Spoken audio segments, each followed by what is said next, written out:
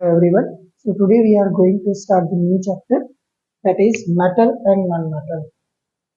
Metal and non-metal. एक बार देख लेते हैं कैमरा पूरा ब्लैक व्हाइट बोर्ड शो कर रहा है कि नहीं। ठीक है।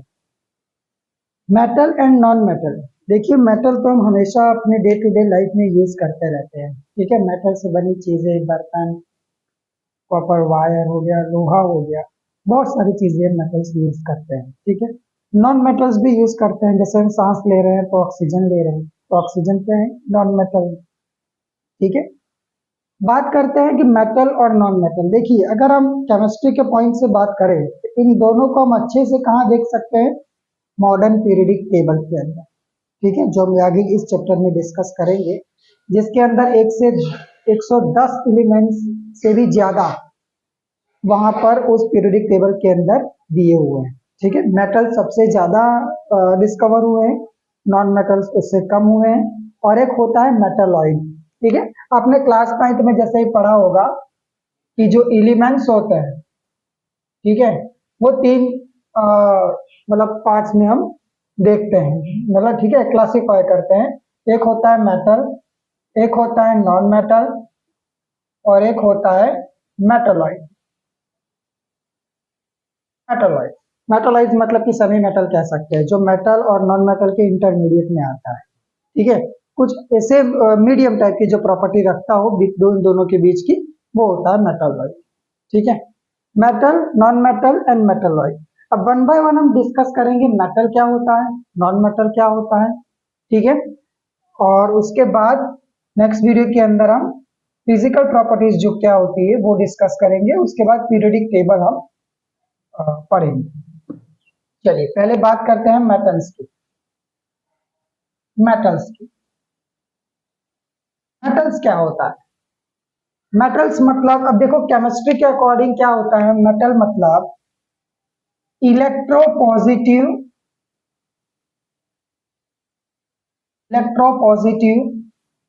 एलिमेंट्स, इलेक्ट्रोपॉजिटिव एलिमेंट्स होते हैं। ठीक है। जैसे सोडियम क्लोराइड हो गया, तो सोडियम मेटल है, क्लोराइड नॉन मेटल है। ठीक है। देखिए सोडियम क्या करता है, हैव टेंडेंसी, उनकी टेंडेंसी होती है to lose electron from outermost shell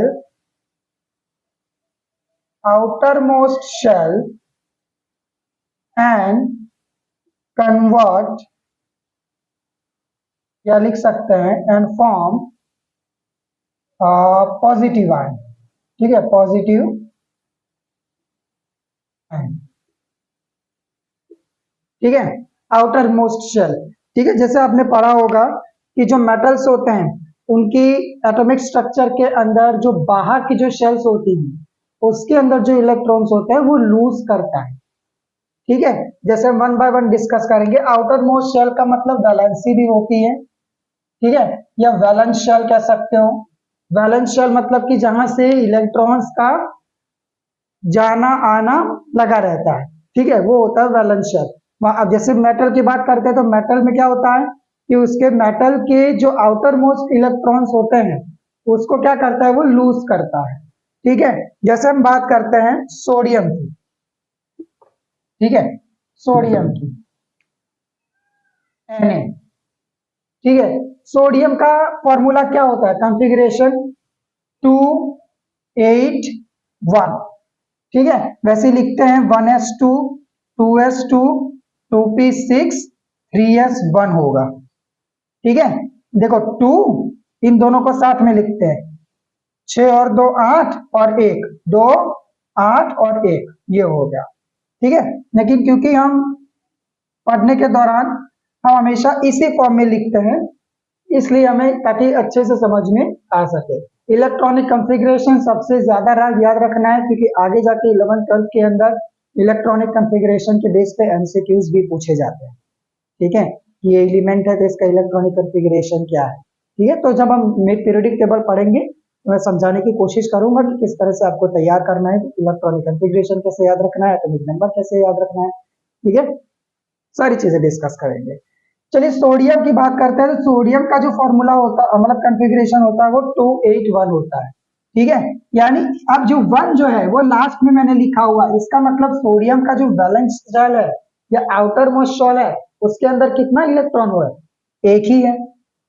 कितना है? एक ही है। वो क्या करता है? एक इलेक्ट्रॉन लूज करके क्या बनाता है? Sodium plus plus electron. क्या बनाता है? Sodium plus plus electron. Electron मतलब कि एक इलेक्ट्रॉन निकल गया।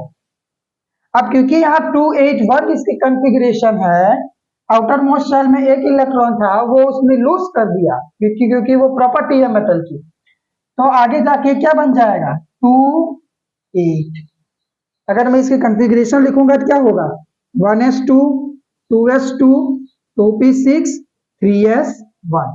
और वही यहाँ कॉन्फ़िगरेशन लिखूं तो 1s2 2s2 2p6, क्योंकि 3s ऑर्बिटल का जो एक इलेक्ट्रॉन है वो क्या करता है? लूज करता है, ठीक है। अब एक इलेक्ट्रॉन लूज कर देता है तो ये इसकी स्टेबल स्टेट हो जाती है 1s2 2s2 2p6 जो यहाँ मिला, ठीक है। ये होता है सोडियम की बात की। सोडियम हमेशा एक इलेक्ट्रॉन ही लूज कर सकता है, इसलिए हम कह सकते हैं कि सोडियम की जो वैलेंसी है वो कितनी है? 1 है। कितनी है? 1 है, ठीक है। जैसे मैग्नीशियम की अगर मैं बात करूं, यहां मिटा देता हूं ये थोड़ा सा। मैग्नीशियम की अगर मैं बात करूं, मैग्नीशियम की फॉर कॉन्फ़िगरेशन क्या होती है? 1s2 2s 1s2 2s2 2p6 और 3s2 होता है, 3s2, ठीक है। ये उसकी फॉर्मूला होती है।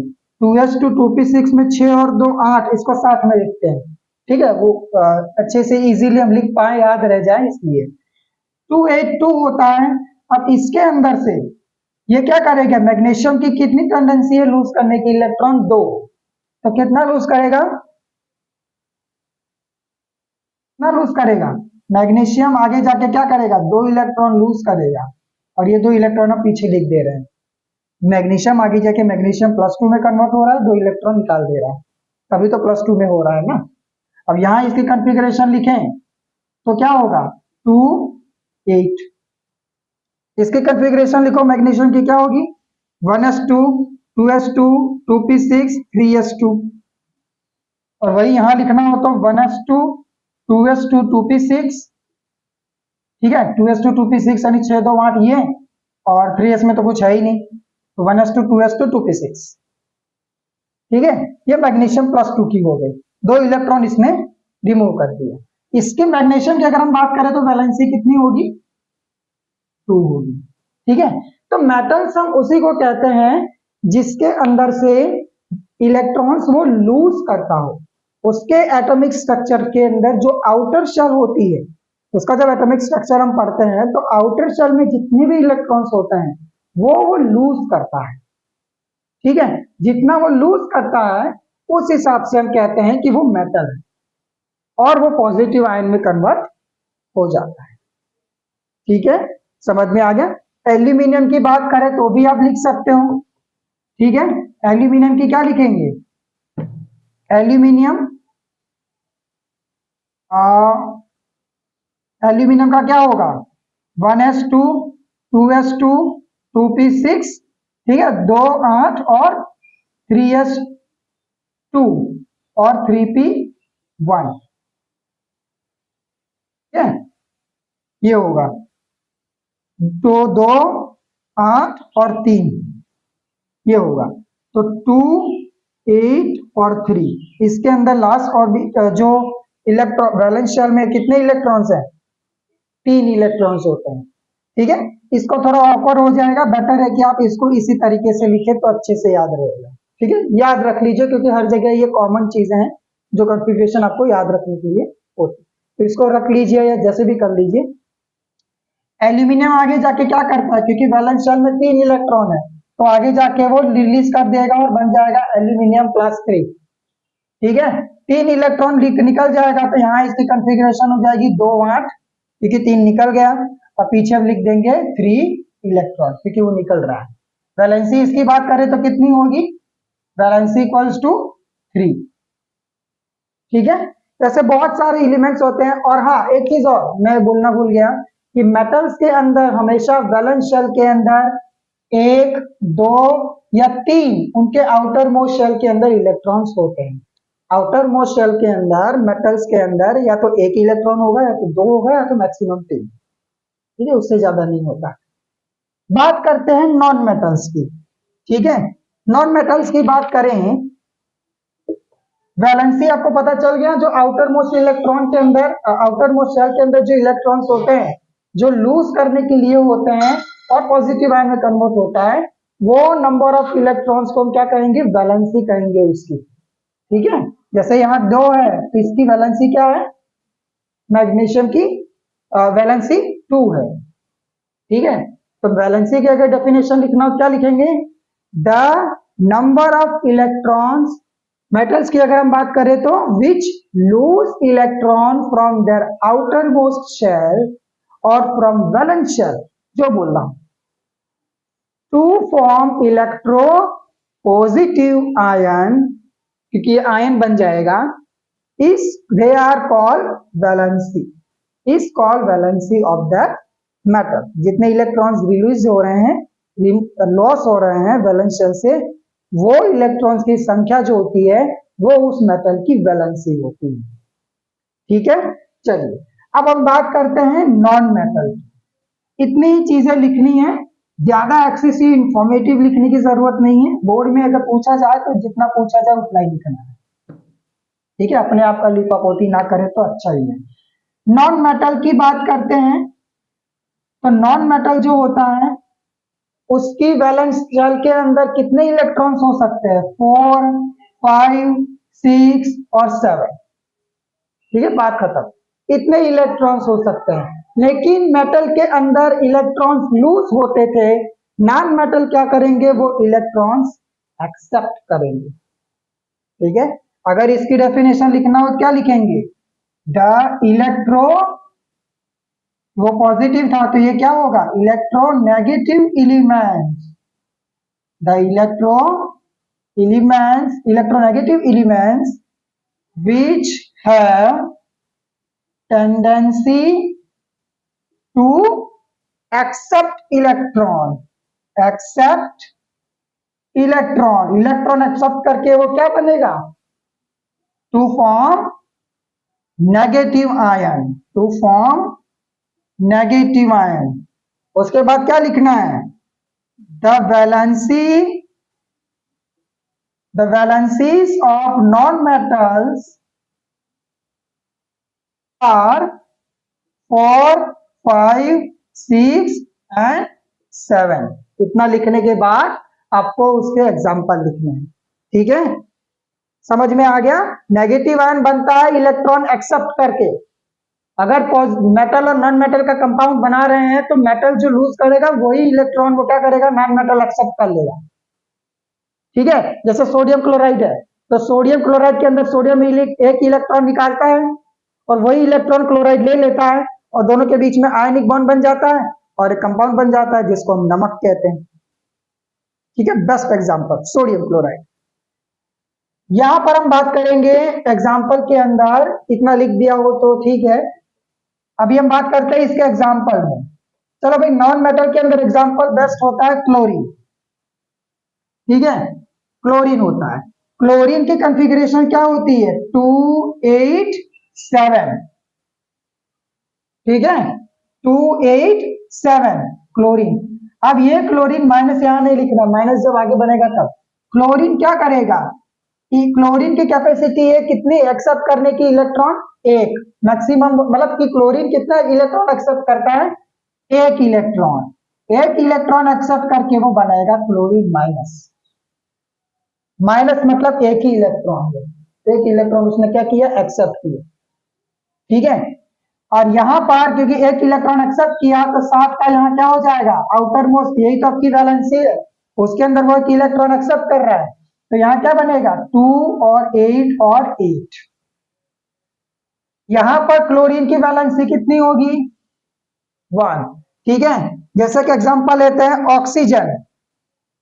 ऑक्सीजन भी नॉन मेटल है, ठीक है। ऑक्सीजन की क्या होती है 2 6 1s2 2s2 1s2 2s2 2p कितना होगा 1s2